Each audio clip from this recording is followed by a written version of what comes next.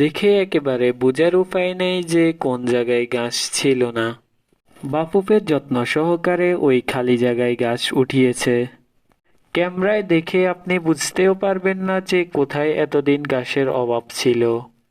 সারা মাঠে এখন পানি ছিটানো হইতেছে। ক্যামেরার মধ্যে দেখা যাইতেছে কিছু জায়গার ঘাস এখনো সবুজ হয় নাই। ওই সব জায়গায় ঘাস ছিল না, বাফুফে ওই জায়গায় ঘাস কৃত্রিমভাবে লাগানো হয়েছে। এবং খালি জায়গায় যে ঘাস উঠানোর প্রসেসটা ছিল তা কিন্তু এখন সফলতার মুখ দেখছে।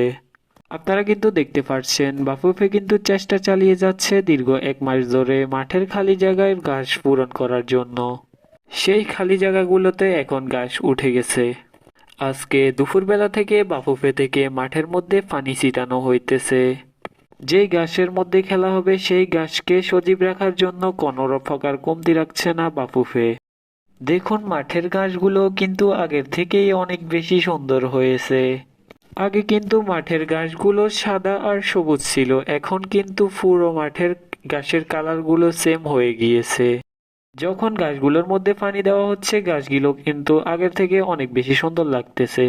সবকিছু মিলিয়ে জাতীয় স্টেডিয়াম কিন্তু 10 জুন ম্যাচ খেলার জন্য প্রস্তুত হয়ে যাচ্ছে এবং আমরা হামজা সমিতকে এই সবুজ গালিচায় সিঙ্গাপুর ম্যাচে পারফর্ম করতে দেখব।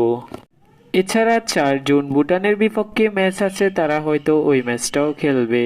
সবকিছু মিলিয়ে জাতীয় স্টেডিয়ামের মাঠ খুব সুন্দর লাগতেছে। যারা যারা চ্যানেলে নতুন সবাই চ্যানেলটিকে সাবস্ক্রাইব করে দিবেন আর ফুটবল রিলেটেড সকল ভিডিও পেতে ওভার পাওয়ার আইমান ইউটিউব চ্যানেলটিকে সাবস্ক্রাইব করে দিবেন।